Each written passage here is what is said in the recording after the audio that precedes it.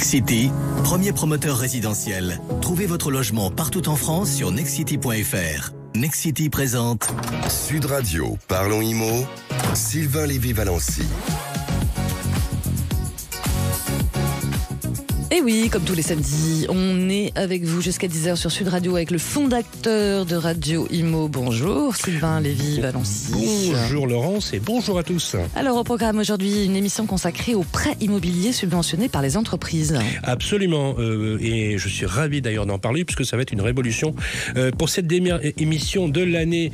Et pour finir cette année en beauté, je vais demander à notre invité, c'est Laurent Permas qui est sur le plateau, si l'entreprise doit désormais se substituer quelque part au gouvernement pour aider les Français à se loger. Vu l'arsenal que propose la Sofiap, à mon avis, ça va taper fort. Une vraie question. Et comme d'habitude, bien sûr, on écoute nos auditeurs avec Bérénice de Villefloriot. Si vous avez un problème avec votre propriétaire, votre locataire, vous nous appelez au 0826 300 300 comme d'habitude. On répondra à vos questions, Sylvain. Absolument. Comme chaque semaine, nous discuterons cette semaine du défaut d'assurance avec Bérénice et son expert qui sera avec nous en duplex, Arnaud Accard, le patron d'Immo Direct. Et enfin, ma chère Laurence Grégoire, comme chaque semaine, nous présentera les biens coups de cœur de la semaine. Nous irons à Colobrières, Roussac et ensuite direction Montbalaisan. Merci beaucoup. Allez, on commence justement avec les infos à retenir avec vous, Bérénice de Villefloriot. Bonjour. Bonjour. Bonjour Bérénice. Alors pour commencer avec ces infos à retenir, vous nous dites quels changements vont-ils s'opérer au 1er janvier 2024 pour les ménages qui souhaitent faire des travaux de rénovation énergétique. Inutile de dire que c'est le chantier du siècle. Et oui, alors vous le savez, le début d'année rime souvent avec nouvelles résolutions, mais également avec changements et nouvelles mesures. Et c'est le cas pour le secteur de la rénovation énergétique. C'est la grande priorité du gouvernement, la planification écologique. C'est pourquoi un budget historique de 10 milliards d'euros va être consacré à ça en 2024. Avec ce budget, le gouvernement veut renforcer l'aide MaPrimeRénov', dont l'enveloppe atteindra les 5 milliards d'euros. Et alors, concrètement, qu'est-ce qui va changer pour les Français concernant le dispositif de façon très concrète ? Alors, à partir du 1er janvier, donc à partir de lundi, le dispositif vous offrira deux choix possibles. Le premier, c'est un parcours accompagné pour les rénovations d'ampleur. Je vous rappelle qu'on ne dit plus rénovation globale, c'est rénovation d'ampleur. C'est vrai. Le second parcours, c'est pour un monogeste dédié, donc c'est non accompagné, et c'est pour dédié à la décarbonation de votre système de chauffage. Alors, pour le premier parcours, pour le parcours accompagné pour les rénovations d'ampleur, vous devrez obligatoirement être assisté par Mon Accompagnateur Rénov', qui est une prestation payante, mais pas de panique, ça peut être financé soit par l'État ou soit par les fournisseurs d'énergie, via un programme lié au CEE, vous savez, les certificats d'économie d'énergie. Et ça pourrait être financé donc à 100% pour les ménages très modestes, à 80% pour les ménages aux revenus modestes, à 40% pour les revenus intermédiaires et à 20% pour les revenus supérieurs.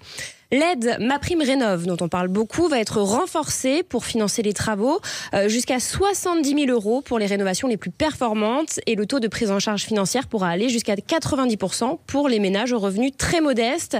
Attention, pour obtenir cette aide, vos travaux doivent faire gagner 2 lettres à votre logement dans le cadre du DPE, le diagnostic de performance énergétique. Alors c'est vrai que dit comme ça, Bérénice, ça a l'air très très simple. Et concernant le parcours monogeste ?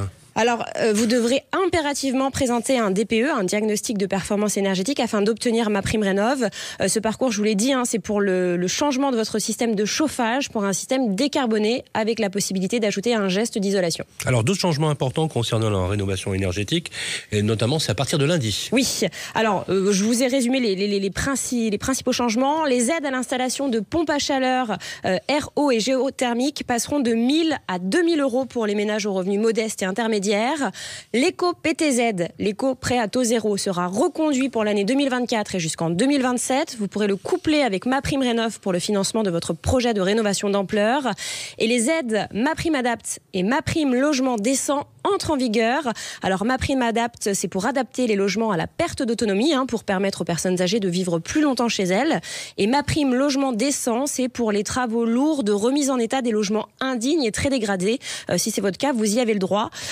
Attention, je veux quand même vous prévenir, il y a énormément de fraude. Si vous êtes appelé, ne faites pas confiance à quelqu'un qui vous démarche par téléphone. Il y en a beaucoup en ce moment. Ne répondez pas aux SMS. Exactement. Ne cliquez pas sur les liens. Attention. Voilà. Et si vous avez des questions, allez sur sur le site france-rénov.gouv.fr. D'ailleurs, on lance un appel au 0826 300 300. Vous n'hésitez pas à nous faire part si vous avez eu des galères. On tâchera de vous y aider. Comme chaque semaine, Bérénice, on va terminer en cette fin d'année, début d'année, avec des infos sympathiques, un retour en enfance. Faites-nous rêver. Est-ce que vous aimez les films Disney ? Oh oui. Ah oui, c'est lequel votre préféré ? Moi, c'est Bambi. D'accord. Bon, alors je ne vais pas vous demander si vous aimeriez vivre dans une forêt, mais... J'ai pleuré quand c'était Bambi. J'avais 6 ans, pour dire à l'époque. Voilà, ça me touche. Bon, en tout cas, si votre rêve, c'est de vivre dans l'univers Disney, eh bien, sachez que cela va bientôt être possible aux États-Unis, en Caroline du Nord, dans une petite ville utopique qui s'appellera Asteria. 4000 maisons vont être construites et seront vendues à partir de 2027. Il y a une autre communauté qui s'appellera Cotino, qui est prévue dans la vallée de Coachella depuis 2022. Donc c'est un projet fou, en fait, c'est une ville Disney. Ça s'appelle le projet Story Living, imaginé par Disney. Donc Story Living que l'on peut traduire par vivre l'histoire. Et le concept, c'est très simple, c'est que les habitants se sentent comme dans un dessin animé. Donc vous pourrez chanter le matin, on en a acheté votre pain comme dans La Belle et la Bête. Voilà, tout sera prévu pour que vous vous sentiez bien, des activités, il y aura des parades chaque jour, il y aura des lagons artificiels et des employés de Disney à votre service. Alors c'est pas gratuit, tout ça a un prix, c'est pas accessible à tout le monde, il faudra compter minimum 1 à 2 millions de dollars pour une maison, j'ai bien dit, minimum. Vous l'aurez compris. Sans compter les services, ils sont barjots ces amis. Il n'y aura pas de logements sociaux dans ces villes. C'est ce qui est un peu, c'est reproché par certains Américains. On l'imagine bien. Merci beaucoup, Bérénice. Et puis on se retrouve dans quelques instants sur Sud Radio pour la suite de Parlons Immo avec votre grand témoin qui sera donc Laurent Permas, président du directoire de la Sofiap, spécialiste du prêt immobilier subventionné par l'employeur. Et vous en parlerez tout à l'heure. Absolument. Voilà, on se retrouve dans quelques instants sur Sud Radio. À tout de suite. Sud Radio, Parlons Immo, Sylvain Lévy-Valency. Bienvenue à vous qui nous rejoignez sur Sud Radio. C'est la suite de Parlons Immo, votre rendez-vous immobilier jusqu'à 10h avec Sylvain Lévy-Valency et votre grand témoin ce matin, Sylvain, c'est... Laurent Permas, bonjour.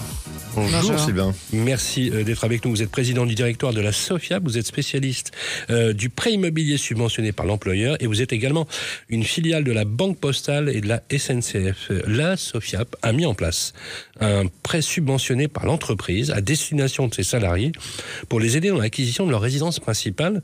Ça a l'air d'être une révolution. Vous êtes a priori soutenu dans cette démarche. Vu le contexte actuel avec plus de 300 ou 400 points de base d'augmentation sur les taux d'intérêt, vu la chute vertigineuse d'octroi de crédit qu'a subi la première accession, qui ont été les plus touchés, c'est-à-dire les classes moyennes et les foyers les plus modestes, a priori, votre offre arrive, on peut le dire, pile poil. En quoi consiste cette offre, Laurent Permas ? Alors, c'est une révolution silencieuse, en fait, puisque Sofiap existe depuis plus d'un siècle. La SNCF, en fait, à l'origine, l'avait créé pour pouvoir offrir, en fait, une alternative aux agents de la SNCF et leur proposer l'accession à la propriété plutôt que l'allocation aidée. Et dans ce cadre-là, ça permettait de préparer la retraite. Ça avait un effet vertueux. Et donc, en 2014, la Banque Postale, en fait, est venue prendre des parts majoritaires au sein de la Sofiap pour en faire une banque affinitaire et pouvoir justement s'ouvrir sur le secteur public au départ et proposer notamment à d'autres grandes administrations, mais aussi grandes entreprises comme les IEG, au-delà de la SNCF. Un peu comme la GMF pour les fonctionnaires. Exactement, et donc là, en l'occurrence, c'est de l'employeur, aux IEG, l'employeur prend en charge une partie des intérêts du prêt immobilier des salariés. Et dans ce cadre-là, ça permet aux salariés de pouvoir favoriser, faciliter l'accession à la propriété, d'avoir aussi, notamment avec la montée des taux d'intérêt, un gain assez fort. On est entre 8 et 10 mètres carrés de plus lorsque l'employeur finance en fait la moitié du taux d'intérêt. Parce que l'intérêt, effectivement, ces taux d'intérêt, il faut quand même rappeler que c'est lié au pouvoir d'achat des ménages. Justement, vous parlez de 8 à 10 mètres carrés, c'est l'équivalent d'une chambre. Exactement. Pour être très clair. Cette chambre qu'ont perdu les Français, d'ailleurs, dans les 12 derniers mois. Est-ce que ça coûte... Donc ça coûte pas plus cher, on est d'accord, mais est-ce que dans l'octroi du crédit, on passe par les mêmes fourches codines ? Alors, vous avez compris pourquoi j'allais vous poser cette question. Puisque quand les dossiers dans le parcours résidentiel sont présentés par les primo-accédants, une fois sur deux, il est refusé. Est-ce que le fait d'être salarié Et finalement, de signer l'accord avec la SOFIAP favorise mieux l'octroi du crédit ou pas? Alors, en fait, oui, puisque lorsque l'entreprise prend en charge une partie des taux d'intérêt, forcément, vous avez ce sujet en France, qui est la norme HCSF, les 35% d'endettement. Donc, vous allez avoir une économie et pouvoir passer plus facilement, en fait, les conditions d'octroi, notamment ces 35% d'endettement. Forcément, vous êtes aussi salarié. Alors, on parle du public. Il y a toujours un avantage parce qu'il y a une stabilité historique en fait de l'emploi sur le secteur public. Bien sûr. Mais nous l'avons ouvert au secteur privé depuis un peu plus d'1 an maintenant. Et le secteur privé, le même gain est là avec des conditions plus faciles d'accès à la propriété et d'accès notamment aux prêts immobiliers. Alors, moi, j'en suis ravi pour les entreprises du privé. Enfin, on pense un peu à elles. Pourquoi pas? Question, c'est plus instable dans le privé. Est-ce que toutes les entreprises, quelle que soit leur taille, peuvent bénéficier de cette offre? Alors, absolument. On a quelques conditions qui sont notamment l'entreprise qui n'est pas sous le coup notamment d'une difficulté de gestion ou en période de licenciement ou de plan social. D'accord. Forcément, c'est pour... plutôt. Mais quand vous dites difficulté de gestion, c'est-à-dire qu'il faut que le bilan soit positif ou il faut qu'il n'y ait pas de procédure collective, et qu'il n'y ait pas de procédure collective et que le bilan soit positif. Donc on a cette attention pour que l'ensemble des entreprises puissent s'y retrouver et notamment avec une pérennité dans la prise en charge d'une partie des intérêts sur plusieurs années. C'est pas si seulement pour un an. Si l'entreprise fait défaut au bout de 2 ans, si l'entreprise accident industriel, 2 ans après, 3 ans après, et passe en liquidation judiciaire, que devient les salariés qui ont souscrit le crédit? Alors, le salarié a toujours son bien, a toujours son prêt immobilier. Le taux, en fait, sera le taux tout simplement du prêt complémentaire. Un exemple très concret, voilà. Vous êtes l'entreprise Sud Radio et vous allez prendre en charge pour l'ensemble des collaborateurs la moitié du taux d'intérêt. Donc les taux sont à 4% à peu près, on va dire à 4,20. Vous allez prendre en charge 2%. Ces 2%, vous allez en fait les payer chez SOFIAP. Et donc le collaborateur va avoir un prêt avec 2 taux. Avec 2 taux. Voilà. Oui. Donc un prêt, donc le taux subventionné par Sud Radio et le taux complémentaire qui est au taux du marché que SOFIAP propose. D'accord. En tant qu'établissement bancaire. Et dans ce cadre-là, si jamais l'entreprise fait défaut, eh bien l'ensemble du prêt ne bouge pas, en tout cas le crédit fonctionne toujours, il sera juste sur le taux du prêt complémentaire, c'est-à-dire 4,20. Donc puisque l'entreprise ne pourra plus prendre en charge. Donc finalement, le salarié qui n'aura d'ailleurs peut-être plus d'emploi à cette période se retrouve avec le taux de crédit normal. Absolument. Alors ça, c'est un cas quand même qui est un peu particulier puisqu'aujourd'hui ça peut arriver. Ça peut arriver. Alors on ne l'a pas eu jusqu'à présent puisqu'on choisit justement des entreprises qui ont une pérennité en termes d'activité. Bien sûr. Ça c'est le point important. Et ensuite, ce qu'il faut savoir, c'est qu'un Français repart sur un projet immobilier au bout de 8 ans. Donc forcément, il va rembourser son prêt pour à nouveau repartir sur un nouveau projet au bout de 8 ans. Ça, c'est le premier point. Donc, c'est-à-dire que la durée de fidélisation, en tout cas de subvention dans l'entreprise, elle est en moyenne de 8 ans. Et puis, l'autre point que vous savez parfaitement, c'est qu'un prêt immobilier, les intérêts, vous les remboursez en premier. Et donc, sur les 10 ans, les 10 premières années, vous allez en gros rembourser 60% des intérêts. Donc ça, c'est aussi une façon, si vous voulez, de diminuer le risque que peut avoir le collaborateur si jamais il quitte l'entreprise. Oui, par exemple. Voilà. Ou si jamais il se retrouve en fait dans une problématique où il reprend le taux du marché, le taux de son prêt complémentaire. Alors, on parle beaucoup de marque employeur. Marque employeur, c'est-à-dire que l'idée que les entreprises essayent de développer des services pour s'attacher les talents et faire en sorte qu'ils n'aillent pas à la concurrence. Est-ce que finalement ce prêt, cette action favorise et quel est le retour que vous avez, vous, des entreprises, sur ce type d'action? Vous avez déjà des grandes entreprises qui ont signé ces accords avec vous? Oui, tout à fait. Alors, il y en a certaines que je ne peux pas citer parce que c'est elles qui communiquent, mais on a Safran, on a des entreprises du CAC 40, on a aussi des PME qui ont des points de vente répartis sur toute la France. À ce jour, on a financé 38 000 collaborateurs. 38 000 collaborateurs qui ont un prêt subventionné et qui ont pu accéder... Sur combien de temps? Alors, sur les 20 dernières années. D'accord. 38 000 personnes qui ont pu accéder à la propriété. Voilà. Et ça, c'est un point important parce que si on regarde les chiffres, notamment avec notre partenaire qui facilite l'accès à la propriété, qui est Action Logement. Action Logement sur la région parisienne, sur le 1%, le prêt 1% pour l'accession à la propriété, c'est à peu près 2500 ménages qui prennent en fait ce dispositif qui est sous condition de ressources.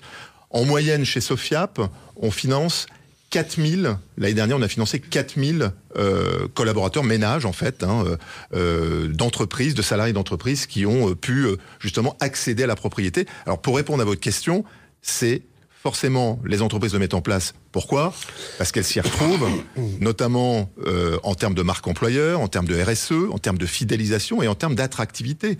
Vous avez des grandes entreprises qui ont aujourd'hui des dispositifs sur les avantages aux salariés qui sont liés au CESU, au titre restaurant, à la mutuelle, à l'épargne salariale, l'épargne retraite. Mais c'est vrai que ce dispositif est très peu connu puisqu'il était essentiellement sur le secteur public. Aujourd'hui, sur le secteur privé, c'est une vraie différenciation. Pourquoi vous avez décidé de l'ouvrir au privé ? Qu'est-ce qui fait que stratégiquement vous dites... Moi je trouve l'idée extrêmement ingénieuse parce que vous resolvabilisez une partie des Français. Il faut quand même rappeler dans ce que vous dites qui est capital, c'est que sur un taux d'intérêt entre 4 et 5%, il y a la moitié qui est pris en charge par l'entreprise. Absolument. Oui, donc c'est pas anodin. Ça fait en moyenne en fonction de la subvention de l'entreprise, on est par an entre 600 et 1500 euros d'aide de l'entreprise sur justement... intégralement déductible. Alors, aujourd'hui, ce n'est pas déductible. Ce qui n'a pas en fait freiné l'ouverture du marché et le développement de ce dispositif, parce que les taux sont très hauts. Oui, bien sûr. C'est un avantage en nature. Nous sommes en train de travailler à la fois avec le Parlement et le gouvernement. J'étais reçu à Matignon, au ministère des Finances, au ministère du Logement, et puis avec des parlementaires, députés et sénateurs, sur une modification du décret qui permet justement de pouvoir offrir une exonération de charges sociales et fiscales, à la fois pour l'entreprise et le collaborateur, sur justement cette subvention, ce montant. On l'a sur l'épargne salariale. Mais oui. Voilà. Ça serait qu'une mesure d'équité fiscale. Absolument. Appliquer sur l'épargne salariale ce qu'on fait pour abonder les prix d'entreprise. L'important c'est réel, puisque le mal logement aujourd'hui est un fléau qui frappe notamment les salariés en activité, vous le savez. Ils sont 17% d'entre eux à ne pas avoir signé de contrat, faute de logement dans les grandes métropoles. Absolument. Quand même, c'est un vrai sujet. 12% des étudiants, on en a beaucoup parlé dans nos précédentes émissions. En juin dernier, le Conseil national de refondation a rendu ses conclusions qui ont été très insatisfaisantes, justement, pour financer tout ce qui est acte de financement, le relance de la construction et de fluidité du parcours résidentiel. Avec la méthode Sofiap que vous êtes en train de développer, je suppose que quand au niveau des politiques, des acteurs professionnels de l'immobilier, vous avez un écho plus que favorable. Alors, c'est un mouvement qu'on a lancé, parce qu'on n'était pas audible, ou en tout cas, pas écouté, puisque les mesures du CNR ont été très décevantes pour l'ensemble des publics. Mais aujourd'hui, force est de constater en fait que le gouvernement, mais surtout les entreprises, pour moi c'est un mouvement d'entreprise. Si vous voulez, le gouvernement, ça lui coûte rien, on protège justement les budgets de l'État. C'est un vrai mouvement d'entreprise. L'État a tout intérêt à vous accompagner sur ce type de dispositif. Tout à fait, puisque ça vient accompagner en fait les Français sur l'accession à la propriété. Je le rappelle, c'est quand même le premier acte d'épargne entre guillemets forcée, mais c'est de l'épargne immobilière qui permet justement de préparer la retraite. Les dispositifs d'épargne retraite et d'épargne salariale qui sont justement proposés par les entreprises. Toutes les entreprises ne le subventionnent pas, mais il y a un chiffre très intéressant, c'est qu'en 2022, 5 milliards ont été débloqués. 5 milliards par les salariés qui ont des dispositifs PE-PERCO ont été débloqués. Pourquoi ? Pour un apport, pour justement l'accession à la propriété. Mais si vous voulez, ça c'est dangereux parce que c'est de l'épargne financière qui permet justement d'être un complément lorsque vous partez à la retraite. Si jamais vous la liquidez à 35 ans, puisque c'est la moyenne d'achat pour un primo-accédant, pour acheter votre bien immobilier, c'est très dangereux. C'est une erreur. Donc on a juste oublié de commencer par la subvention sur le prêt immobilier, notamment par le biais de l'entreprise, avant de passer à l'épargne retraite et l'épargne salariale, c'est plein de bon sens. Il nous reste moins d'une minute. Pour être pratico-pratique, toutes les entreprises pourraient y avoir droit, sans distinction. C'est-à-dire qu'une entreprise de 10-15 salariés, pas de problème. Absolument, puisque... Comment on fait concrètement, pour ceux qui nous écoutent, qu'est-ce qu'on fait ? On est salarié, on va voir son employeur en disant « Tiens, il y a le truc de la Sofiap, là, ça serait pas mal, faut y adhérer, faut y aller. » Absolument. On va sur le site, vous allez sur le site, il y a un numéro de téléphone, donc on passe en fait à une convention avec l'entreprise. L'entreprise est libre de définir la prise en charge qu'elle souhaite avoir, les conditions. Est-ce que c'est pour des entreprises des salariés de plus d'1 an, des primo-accédants ? Elle fait ce qu'elle veut, elle a cette liberté de pouvoir agir.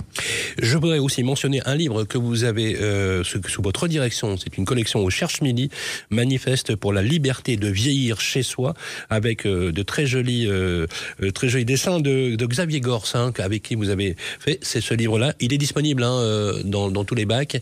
On peut le commander. Vous avez plus d'une corde à votre arc, Laurent Permas. On était ravis de vous avoir sur le plateau. Je rappelle que vous êtes le président du directoire de la Sofiap. Donc, vous aidez les entreprises. On peut avoir toutes vos informations sur Internet. Merci beaucoup pour vos éclairages à suivre dans quelques instants. Parlons IMO. Ça vous concerne. Si vous avez un problème avec votre logement, vous nous appelez au 0826 300 300. On va répondre à toutes vos questions. À tout de suite sur Sud Radio. Sud Radio, parlons IMO, Sylvain Lévy-Valency. C'est la suite de votre rendez-vous 100% immobilier, comme tous les samedis sur Sud Radio jusqu'à 10h. Et vous qui nous écoutez, si vous avez un problème avec votre logement, vous nous appelez au 0826 300 300. Et oui, ça vous concerne, ça les concerne, Sylvain. Et oui, absolument, Laurent. Ça concerne vraiment tout le monde. Et on vous permet, les amis, au 0826 300 300, de poser toutes vos questions sur le répondeur ou même directement. Et on vous rappelle, et vous passez en direct à la radio, sur les questions immobilières. Et cette semaine, Bérénice, nous avons eu un message de Xavier qui nous pose une question sur l'augmentation de son loyer. Alors non, c'est sur... Non. Xavier est propriétaire. Alors, Xavier est propriétaire. Il est propriétaire, il loue son logement, donc il passe pas par un professionnel, il le loue directement. Il avait trouvé un locataire. Sauf que Xavier s'est aperçu que son locataire n'avait pas pris d'assurance. Et je rappelle que c'est obligatoire. C'est pas bien. Donc voilà, et c'est à la suite d'un sinistre qu'il s'est rendu compte qu'il n'y avait pas d'assurance souscrite de la part de son locataire. Il a oublié de lui demander au moment de la signature du bail. Il a fait ça tout seul, encore une fois.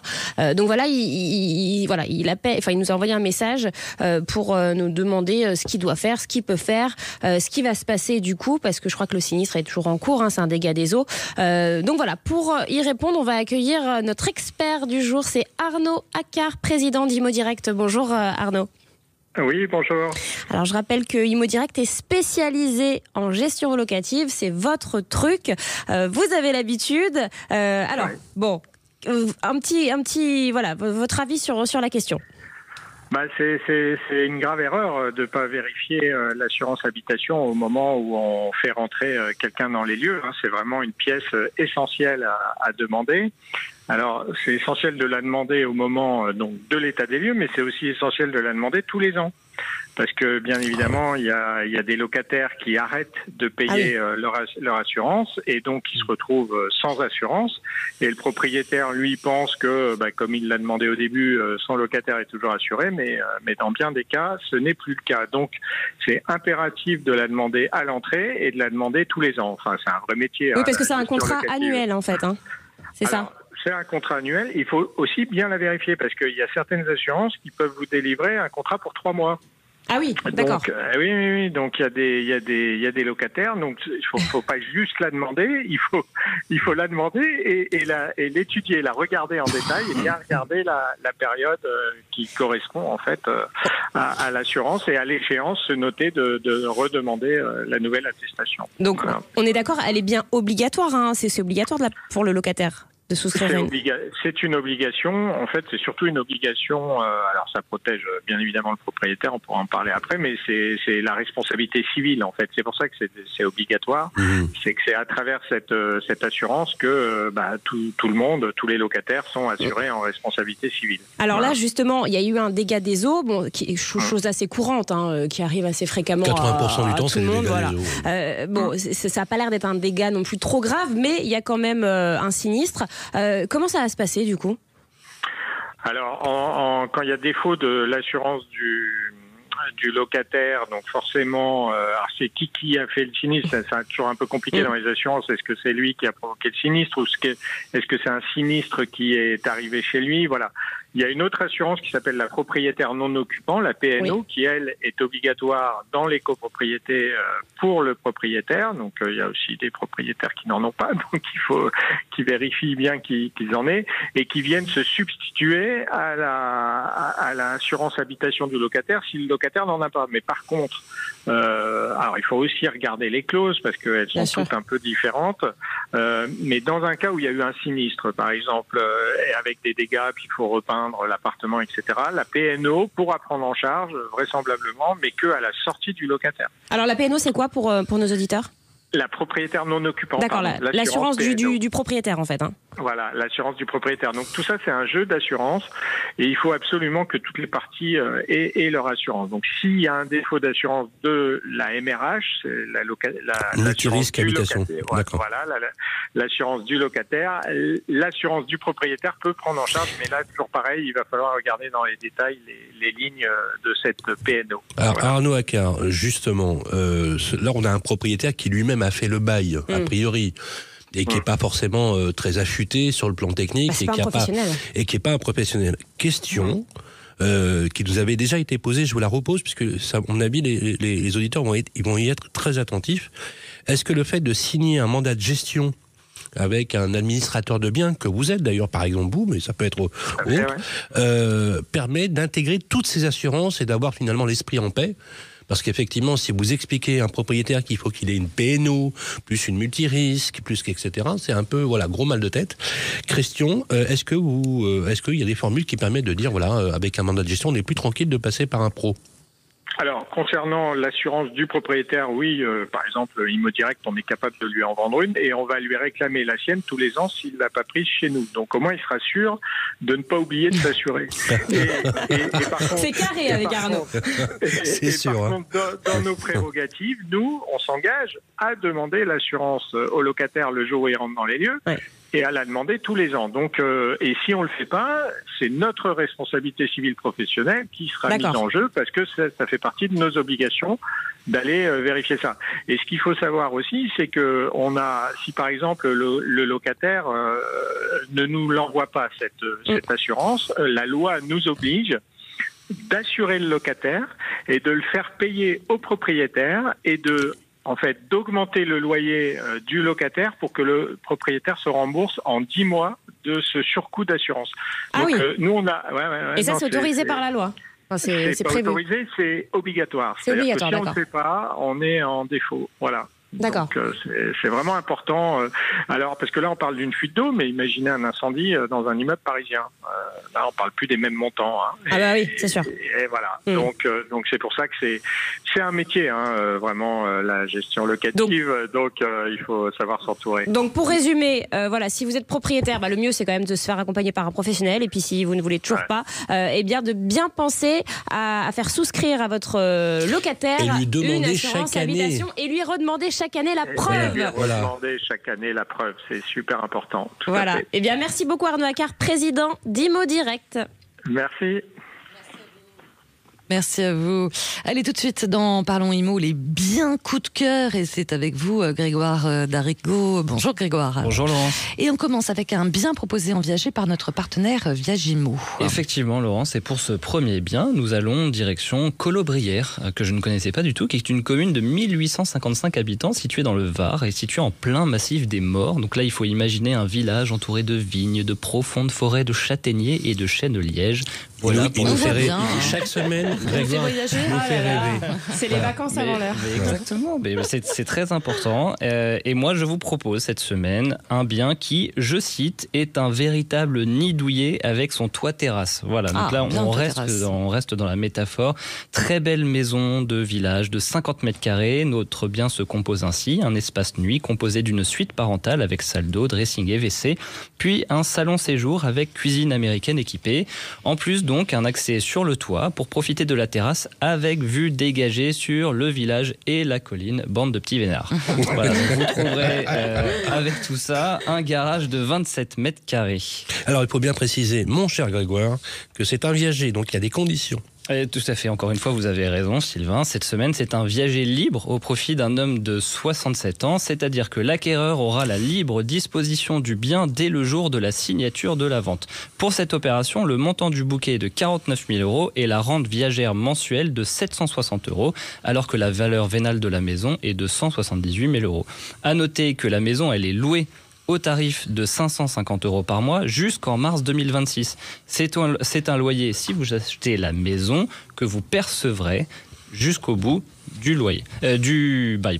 Donc c'est pas mal. Moi, je vous conseille de foncer, de contacter sans plus attendre l'agence Viagimo de Toulon et de vous rendre sur le site internet de notre partenaire pour plus d'infos et photos, www.viagimo.fr. Alors Grégoire, comme chaque semaine, pour vous qui nous écoutez, la rédaction a eu des coups de cœur. Où est-ce que vous nous emmenez ? Alors, on part en Haute-Vienne, Sylvain, dans une petite commune de 455 habitants, une petite propriété située dans un hameau très calme à Roussac. Un ensemble de bâtiments sur un terrain de 1000 m². La propriété se compose d'une maison principale de 120 m² dans laquelle vous aurez un salon avec poêle, cuisine ouverte sur la salle à manger, 2 chambres, une salle de bain avec baignoire et douche. Ensuite, vous aurez une seconde maison de 175 m² qui est à rénover complètement, mais qui est composée de 6 pièces spacieuse avec garage. Et enfin, vous aurez une grange de 109 m² qui constitue un espace polyvalent pour divers projets. Bref, tout ça, ce sont de très beaux volumes à exploiter pour un prix de 182 000 €. Vous pourrez retrouver ce bien et toutes les photos sur le site de EXP France, www.expfrance.fr. C'est vrai que la Corrèze, c'est une région magnifique, c'est superbe.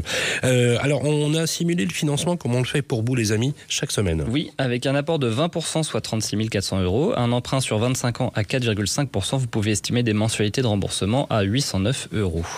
Alors, un troisième bien à visiter, Grégoire. Je me suis dit que c'était de saison et donc on allait aller en montagne. Voilà, je me suis un peu lâché parce que peut-être que certains de nos auditeurs ont profité de ces fêtes de fin d'année pour partir. Pourquoi pas, ils nous écoutent au pied des pistes. Donc on part à Montvalaisan, une commune de Savoie située à 1155 mètres d'altitude dans la montée du col du Petit Saint-Bernard. C'est donc un chalet que je vous propose, situé à proximité du domaine skiable La Rosière et proche des stations Sainte-Foy-Tarentaise ou encore des Arcs. Construit sur un terrain de 359 m², ce chalet de 190 m² est construit en bois et en pierre. Il est très bien situé, au calme, en lisière de forêt. Donc là aussi, je pense que tout le monde peut l'imaginer, ce chalet. Vous y trouverez au premier niveau un garage, une buanderie et un rack pour les skis. Au second niveau, l'espace nuit avec 4 chambres et 2 salles de bain. Au troisième, une grande pièce de vie chaleureuse, une cuisine ouverte et équipée, un salon, salle à manger et un grand balcon avec vue sur les montagnes. Oui, alors le prix, il doit être pas mal. Voilà, je me suis un petit peu lâché aussi sur le prix. On est à 995 000 €, donc c'est pas pour tout le monde, mais on peut retrouver ce chalet, si cela vous intéresse, sur le site de espaceatypique.com. Alors, on a fait un petit montage de financement qui n'est pas réservé d'ailleurs à la plupart d'entre nous, avec un apport de 20%, soit... soit 199 000 €, mais peut-être que vous pouvez faire appel à la Sofiap pour vous aider à financer ce bien. En tout cas, sachez que si vous voulez faire un emprunt à 25 ans à 4,5%, vous pouvez estimer des mensualités de remboursement à 4 424 €. Justement, alors effectivement, pour pouvoir acheter un chalet via la Sofiap, trêve de plaisanterie, je voulais vous poser une question complémentaire, j'en profite. Laurent Permas, c'est quoi le montant moyen des souscripteurs aujourd'hui que vous avez, les crédits moyens ? C'est la moyenne, légèrement au-dessus de la moyenne française. On est à 200 000 € le prêt moyen. Alors le chalet, il est très sympa, pourquoi pas, puisqu'on a tout type de collaborateurs. Vous avez des collaborateurs qui gagnent très bien leur vie sur des métiers techniques. Non, mais par exemple, vous pourriez avoir des cadres dirigeants qui sont souscripteurs. On en a forcément. Alors, le volume est plus faible. Oui, mais juste un point. Alors, le chalet, j'ai cru comprendre, c'était plutôt une résidence secondaire. En l'occurrence, là, les entreprises financent la résidence principale. D'accord. On a un lien très fort entre l'emploi et le logement. Et c'est important ce que vous dites. On ne finance en aucun cas la résidence secondaire. Ça ne peut être que la résidence principale. En tout cas, les entreprises qui participent à ce dispositif financent que la résidence principale. C'est justement pour pouvoir rapprocher les collaborateurs de leur lieu de travail. C'est aussi cette responsabilité d'accompagner le collaborateur, notamment avec le télétravail. Il y a eu les primes, et puis elles se sont arrêtées pour l'aménagement de la petite table Ikea ou autre. Bien sûr. Et aujourd'hui, on voit que l'entreprise, en tout cas, a une vraie responsabilité sur les conditions de travail, y compris à domicile. Quel est le salarié type? Est-ce qu'il y a une typologie dans les 38 000 dossiers que vous avez financés? Alors, il y a une typologie. 60% des collaborateurs qui participent au dispositif d'accession à la propriété, c'est les moins de 35 ans. Donc, on voit bien que c'est tourné vers le primo-accédant et que c'est plein de sens pour les entreprises, puisque, certes, tout le monde, tous les salariés ne viennent pas, enfin en tout cas prendre cette subvention. Chaque année, c'est à peu près 1 à 2% de collaborateurs qui ont un projet d'accession à la propriété. Donc certes c'est collectif, mais c'est 1 ou 2%. Donc c'est-à-dire que les budgets d'entreprise sont moindres. Par contre, l'impact est extraordinaire. On a des taux de retour à la fois des employeurs et aussi des collaborateurs qui sont formidables. Moi, je pense que c'est de loin la meilleure solution, surtout qu'en plus, je vous l'ai dit tout à l'heure, et d'ailleurs vous l'avez indiqué, ça recevabilise les Français, ça leur permet de fluidifier le parcours résidentiel. Dieu sait qu'en ce moment, c'est pas du luxe. Merci Laurent Permas. Merci beaucoup. À vous tous, Parlons Immo, c'est terminé. En vous souhaitant à tous une belle année. On se retrouve l'année prochaine. Très belle année et en pleine forme. Merci. Belle année. Merci Laurence. Merci. Allez, on se retrouve nous dans quelques instants sur Sud Radio. Et tout de suite. Sud Radio, Parlons Immo, Sylvain Lévy-Valency. Avec Nexity, premier promoteur résidentiel, trouvez votre logement partout en France sur nexity.fr.